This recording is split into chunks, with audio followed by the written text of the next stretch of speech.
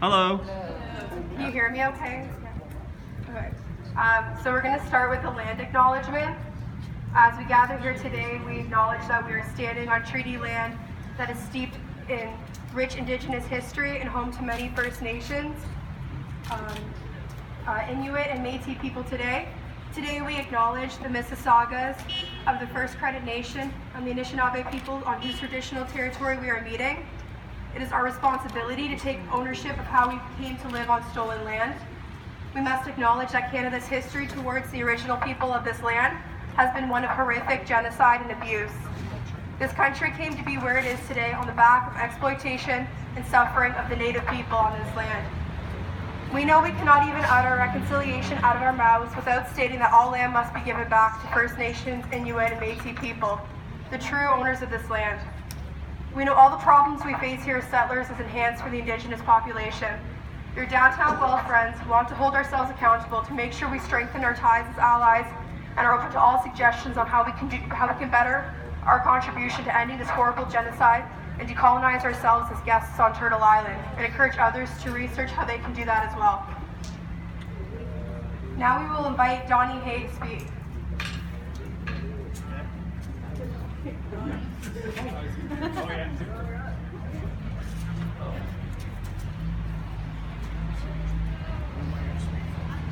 Oh, I don't need it. Can I stand here? Is this good? Okay, good afternoon, everybody. My name is Donnie Hay. I'm a recovering drug addict, and I am a big advocate for bringing a medical detox and a 30-day treatment program to Guelph. How I plan on doing that is I started a coalition with the city of Guelph, some of the leaders, to go to Owen Sound and get a blueprint on how they do it, the treatment center and the detox that they have in Owen Sound. Considering Owen Sound has 1/6 the population of Guelph, and they have a medical detox and a treatment center. Sorry guys. We need a place to start the healing in this city. We need a place to start the healing in this city. This has gone on. They've tried for years to do something. Mental illness, addictions, homelessness, and they all interlock. And I chose a medical detox and a treatment center because that is the grassroots of the problem. Is it the all to end all? Absolutely not. But it's a good start, and it's a start that's needed in this city. Because if it doesn't heal, and we don't start to heal it and start to care about the citizens that live in this city, the marginalized ones, I don't believe in that word, but they're marginalized. It is so frustrating to tell people what is needed here, and sometimes they don't listen. I hope that a lot of other people, I'm looking for basically other recovering drug addicts to come out and state that it works, because if it doesn't, if other people don't see this, they're not going to believe it can happen. And more people from all economic, social backgrounds, rich, poor, it doesn't matter. We need a lot of them to come out here and say, listen, I'm recovering, this is my story, and this is how I overcame. And I think once people start doing that, the powers that be are going to have no choice but to listen. And when they listen, hopefully, they'll do something about it. We've made plans to go to One Sound to see what blueprint they use, so we can implement it in Guelph. Like I said, it's not the all to end all, but what it does, it gives a starting point, and then you can work from there. Because the addiction problem, if it starts to be taken care of, then there's other agencies that can look at the mental health issues and the homeless issues and not be overcrowded. That's what I have to say. I love this city. I think it's the greatest city I've ever lived in. I'm not from Guelph, and the people here, the business, everything is great. And if the city starts to heal, you'll see the benefits that'll come to this city. Other people may look and go, I was thinking about moving to Guelph, but then the drug problem's too bad. They see something happening. They see that a city maybe wants to heal. The benefit to the city of Guelph would be enormous and never ending. So I know That's all I have to say. Should have said more. But please, support this initiative because Guelph has to heal. And it has to start now. Thank you very much. I appreciate it. Our next speaker is Anna.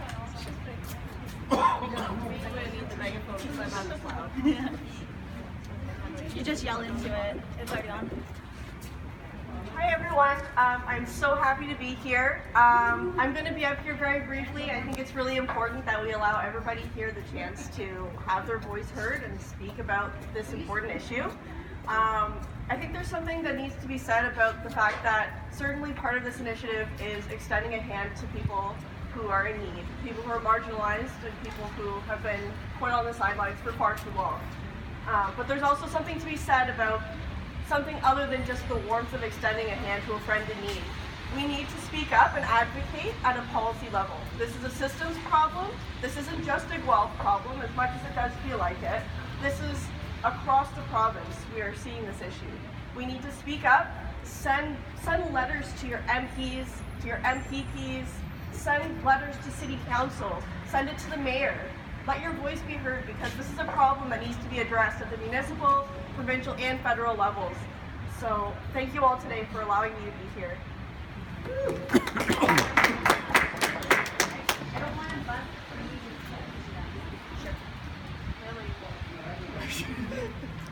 Hi, I'm Lily.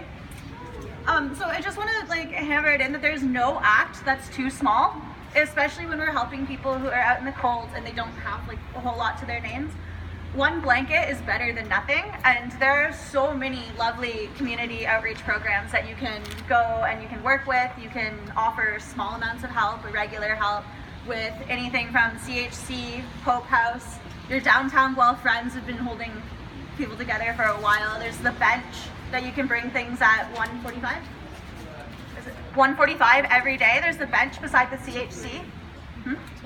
Till 3. Yeah, there's the bench beside the CHC. You can bring anything there and it'll help people directly in your downtown core. And the sense of community is really important. If we get to know each other, we get to have compassion for each other's struggles, and we'll just make a lot more of a movement that way. Next.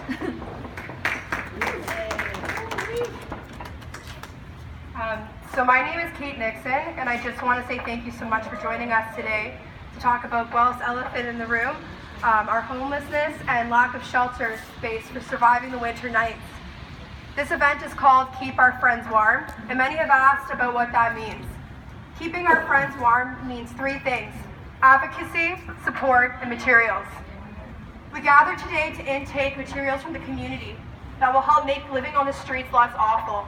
Blankets, coats, pillows, mitts, shoes, hot meals will help alleviate some of the cold. And for this, we are so thankful for all the lovely donors we have had. You are making a difference in the lives of many. We have started a group called Your Downtown Guelph Friends in hopes of providing these 3 things to our downtown core. I want to share here publicly that working with friends we support, they have taught me immense lessons. They have enriched my life in ways I wish everyone could experience. These are some of the best people I've ever encountered in my life, and we owe it to them to care for and love them. I'm so grateful for having the opportunity to come to know these amazing people. Today we want the conversation to start and for action to begin. Our current shelter system is inadequate, with limited amount of beds, inaccessible shelter locations such as Highway 6, and red tape procedures like requiring folks to reserve a bed beforehand and having curfews earlier than 8 p.m., which make it impossible for people to get back in time for dinner programs. Makes it extremely evident that there's a huge issue. An article by Guelph POLITICO was published on January 24th, 2019. The headline read, "We hear the urgency." Yet here we are nearly a year later, with only committing to 3 initiatives from the proposed half a dozen, none of them directly tackling the root of the issue. I don't feel a sense of urgency, do you? I know from our lineup of speakers that there are a number of issues surrounding homelessness, and that there are a number of long-term initiatives being developed and implemented to fix those problems, but this is not a problem that 5-year plan will fix. This is happening right now. This is happening tonight. This is a do or die moment. People will die in this winter. We must act now. Shelter is a human right. Food, shelter, and water should never be privatized. I know a woman who stays up every night in fear of being raped because she has nowhere to take shelter. I know a man who walked to the shelter for hours and was told he missed curfew, but he could sleep on the porch. This is inexcusable and unacceptable. The city prides itself on being so good to its citizens, and yet even as I walk downtown to this rally, I'm seeing all of these empty storefronts that if someone were to sleep in, they'd be arrested or fined. A building gets more protections than a living human being. We have allowed the dehumanization of our most vulnerable. We don't need a brand new building. We have the space. We could open the armory, have church basements install temporary beds, or use the recreation rooms of one of the many city-owned buildings. We could open the station, strengthen the resources at 90 Carden. This isn't a matter of money. This is a matter of whether or not we care enough to do something. These are people with feelings, thoughts, dreams, goals, favorite colors, hobbies, and much more. These people are human. They do deserve love and community support. It is their right. We owe it to humanity to care for one another. It is no secret that there is deep suffering on our streets. People are dying right here in our city. We know this, yet here we are. That is why today we must take this stand and make it loud and clear that this is not something we will allow. And so with that, I ask the City of Guelph open and accessible, no strings attached, overnight shelter from the hours of 8 p.m. to 8 a.m. for the winter months.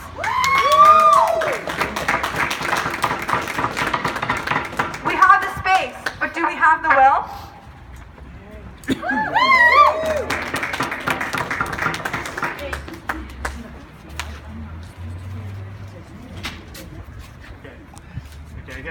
I guess I don't really get an introduction. I gotta do this before I really freeze my hands off here. My name's Siegfried, and before I say anything else, I want you to repeat after me. Housing is a human right. Housing is a human right. Louder. Housing is a human right. Louder. Housing is a human right. Thank you, brothers and sisters. You were loud, and we gotta be loud. We gotta be loud because capitalist politicians have a terrible habit of thinking that having a roof over your head is just an optional accessory in life. And it takes a loud voice to reach people like that. We shouldn't have to do this. We shouldn't have to be standing here now. We shouldn't have to be calling on you good people for donations. And our people shouldn't be freezing on the streets in the winter because they don't have housing. They shouldn't have to brave the cold, the snow, the ice, not having a safe place to come home to. None of this should exist, because housing is a human right. And there's more than enough resources in this society to solve this crisis. But it hasn't been solved. Why? Because we live in a society, in a culture, in a system, a capitalist system that views certain people as surplus, as valueless, as throwaways, as unprofitable. As a socialist, as a believer in socialism, as someone who rejects running society according to the profit motive, this kind of thing is horrific to me. It's a crime. It's an abomination. It's murder. But these folks in City Hall, and the folks at Queen's Park, and the folks on Parliament Hill, let alone the folks on Bay Street and Wall Street, think it's normal to have people living on the streets without housing, without adequate shelter, trying to survive in the freezing cold. And I'm not surprised. Nor should you be, brothers and sisters, because when I say that I'm a socialist and I can see the alarm bells going off in some of your heads out there, I can see the stereotypes bubbling up and rising to the surface. I'm used to that. I know that some of you are thinking police state and third world poverty and historic failure and all that kind of stuff. Some of you might even be looking for a mental backdoor and thinking, oh, by socialism he must mean Sweden, Denmark, some nice country like that, not Cuba. Well, I hate to break it to y'all, but it's just a fact that Cuba has eliminated homelessness and Sweden has not.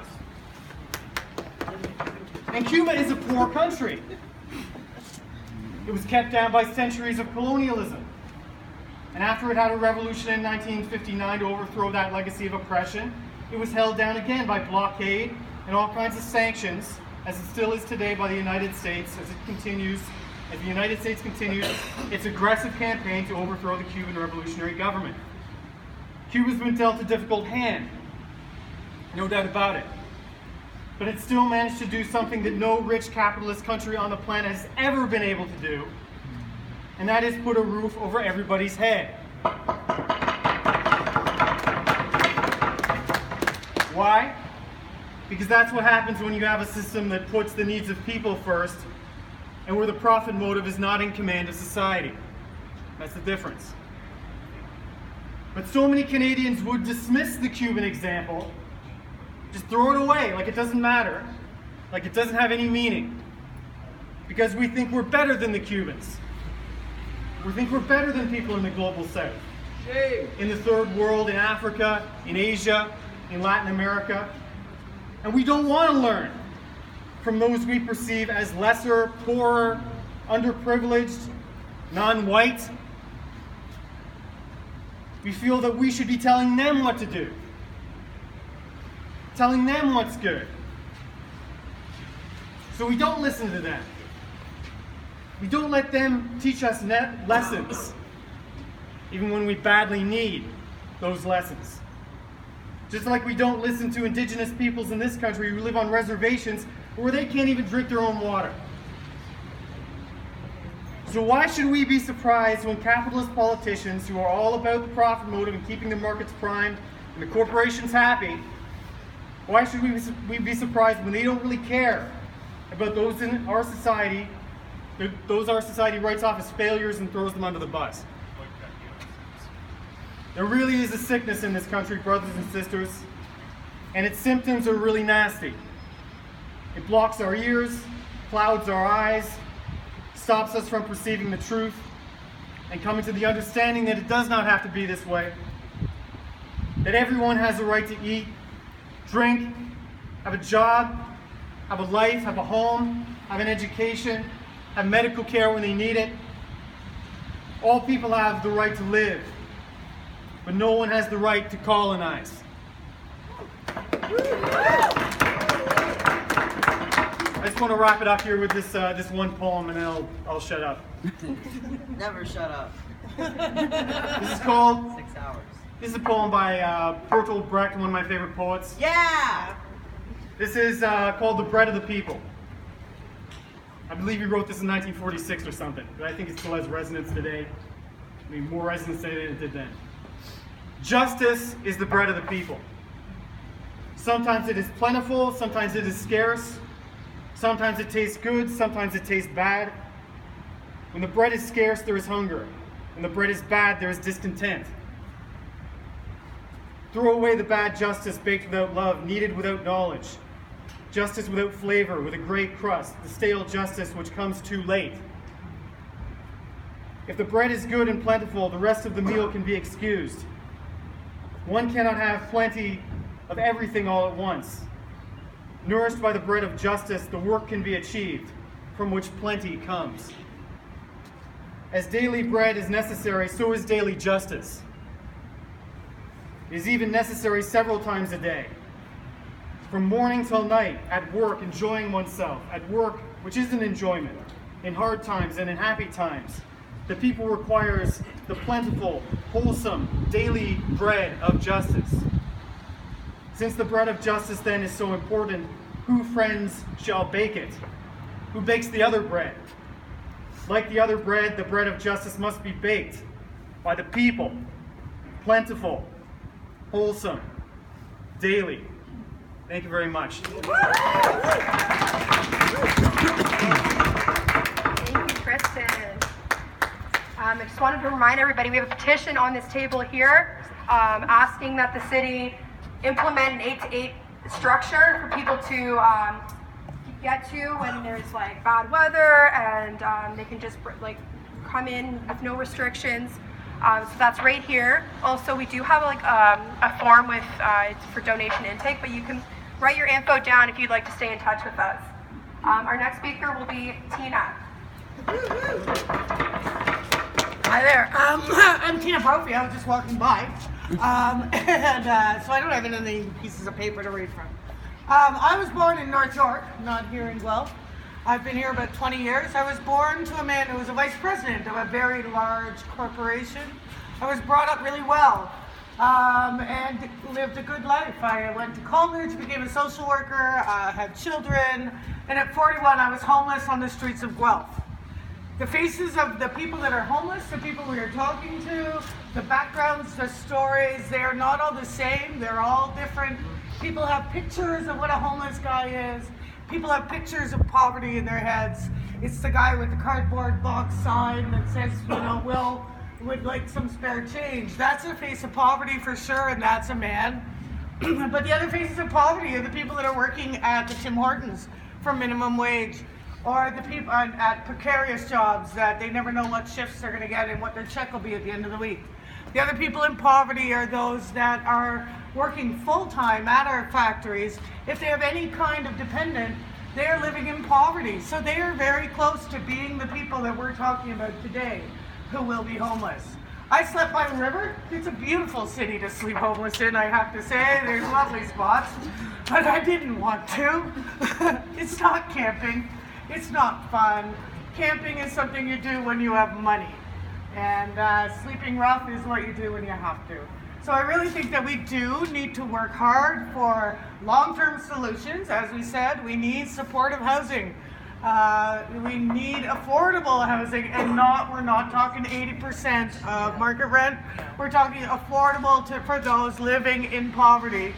And we need a shelter that people can access with all their various stories behind them, with all their various needs, and with all the supports that we can give them. So I'm hoping that you guys will all realize that the face of homelessness can be every face around you, and support these programs that we're talking about. Vote for those that are going to support those programs. We just had an election. We could have one soon again with a minority government. But work with your people. Cam has started listening a little bit. He does promote some of the programs, but he's not working on all the programs that we need. So get out there, spread the word to your friends, your family, that this is something that's needed. Homeless people are people first and homeless second, okay? Thank you, Tina. Our next speaker will be Susan Watson. Hi, I just wanted to extend on some of the things that other people said about opportunities for advocacy. So it just so happens that it's budget season right now at City Hall. So November 13th, they're going to be voting on the capital budget, which is about building stuff. And then they'll be voting on the operating budget, which is about committing funds to running things. And so this is a perfect time to write to members of City Council. You can get their emails on the city website. And a real key is if you copy it to clerks@guelph.ca, because then it'll go in the agenda documents for those budget meetings. So this is the time to ask for money, which is needed to run all of these things. I want to tell you that over the next 10 years, they're going to be spending $80 million on housing. But that subsidy is going to middle and upper income home buyers. Because across the province, growth doesn't pay for itself. We subsidize it as citizens. And it's just mind-blowing to me that there's over 100 people on the by name list, like living on the street, but we're subsidizing middle and upper income housing to the tune of $80 million, which tells me that it's not a lack of resources. We live in one of the wealthiest countries on the planet, and for me, it's completely shameful. I'm ashamed that we have people in this country living on the street. Another advocacy opportunity, the Baker Street site is moving ahead in terms of development. There's going to be 300 units of housing on that site. Some of it is going to be, quote, market affordable, which is unaffordable, 20% below market rate. This is another advocacy opportunity. because there needs to be a component of rent geared to income social housing built on that site. And the pressure I want people to put on is on the county, who has a 30-car parking lot out behind their building. That's a prime piece of real estate where the county's responsible for RGI housing, and we should be getting social housing as part of that huge development. So that's another opportunity for people to put on political pressure. So I really agree with encouraging people to engage, and now is a terrific time to do that.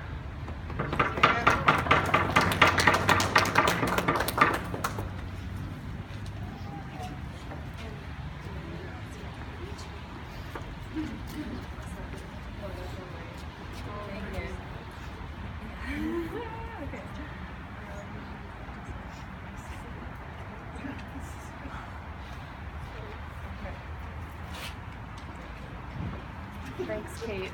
Oh, do I need to press You just gotta talk. No, just talk that. Okay. Hi, everyone.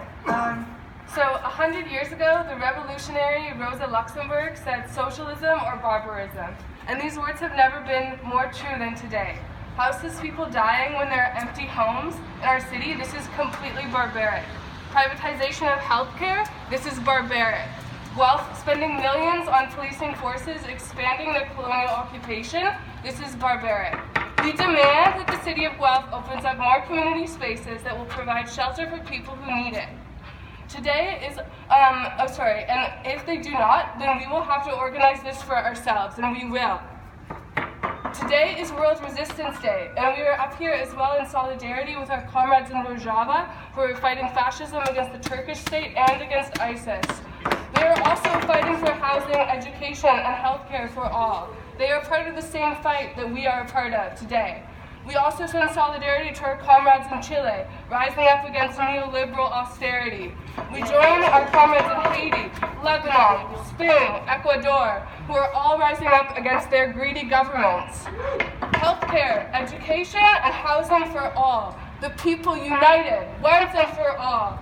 This is our call, the call of the global working class. No longer will we live in chains. It is time to join our comrades and fight for the world that we need. Thank you. Thank you so much. I guess we'll take this opportunity to open it up to anybody else who would like to speak and say their piece. Go Chico! Yeah. Fire! Okay, I'm freezing. I just want to say homelessness is an issue in Guelph. I read a report outlining the impacts of homelessness on the indigenous population in Guelph. 14% of all homeless people in Guelph are indigenous. So this comes also as another issue of colonialism. Many people that I know come to Guelph from up north or from Toronto, or coming to try and find, some more stability, and instead they end up on the streets. And last year, I was on my way here. I was thinking about something that happened last year because we don't have because of the curfews with the shelters. A friend of mine missed the shelter time, and he's an older gentleman. He's indigenous. He was scooped. So his life is unfortunately a story of Canada's violence. And 9 p.m. one night, and I believe it was January. It was minus 13. It was extremely windy. It was just awful weather, and I was telling my mom I couldn't wait to get home because we were in our car, and we see him, and I rolled down the window, and I'm like, what are you doing out here? Usually he's at the shelter. And he said he missed the shelter time. And I asked him where was he staying tonight, and he said he didn't know. So me and my mom were like, okay, get in the car, you're coming with us. Like, there's no way we're leaving you out here. But this is not a story of me trying to say like, oh, I did this thing. I'm saying that it's terrible that I had to do this. I think that it's ridiculous that the shelter times are at 6. But I don't blame the shelters. They're operating on the money that they have. They're operating on the systems that they're able to use. I blame the city. I blame the city for all of this. I live in the East End, and my end, where I am, it's like the kind of like, you know, middle classy, kind of more subsidized housing, old subsidized housing. All of the housing on my street that's run by the government is full. Absolutely full. It's always full. I've never seen any houses empty there. But then you go a street behind and it's these gigantic mansions. Actually, it's your area. Sorry, but not all of it. There's a bunch of land that they're always developing. I just remembered. It's okay, Kate's an ally. No, you're not even rich. I'm just teasing you. I'm just teasing you. But there's lots of giant houses, and I know lots of them are empty. There's empty houses all over the city. There's empty buildings all over the city. Look at the ward. Yeah. The ward's empty all over the place. The ward is empty. They're taking that building over there, that building where with Disarray and Cornerstone, that's been bought out, and I think they're going to put some condos or something there. They're going to develop that. That's what I can see. There is so much housing in this city, but the city is giving it to rich people, and to people who don't need housing, to people that can go elsewhere. And so if the city of Guelph wants to put in any true action towards this so-called truth and reconciliation, more than, you know, this ugly painting over there with a deer representing Native people, more than $30,000 spent on a false spiritual Native fire circle that breaks several protocols, but I won't get into that here. $30,000 on some rocks in a park when we have Native people who are on the streets and getting beat up by cops and getting chased down by cops for making fires and trying to eat and having to live rough in the fucking woods. $30,000 could have put those people in homes. So if the city of Guelph wants to say that they truly care about Native people, they would care about the 14% of Indigenous people who are homeless. Thank you.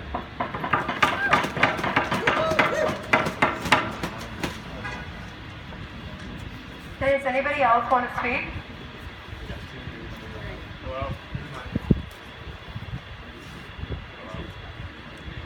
Legalize the tiny homes, maybe? Yeah, sure. Legalize couch surfing.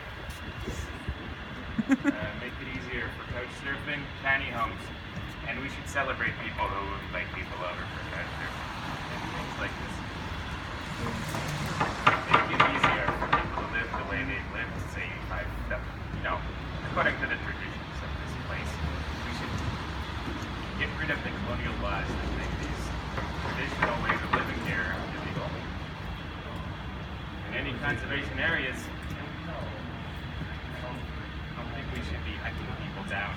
This police brutality against Native people is very evil.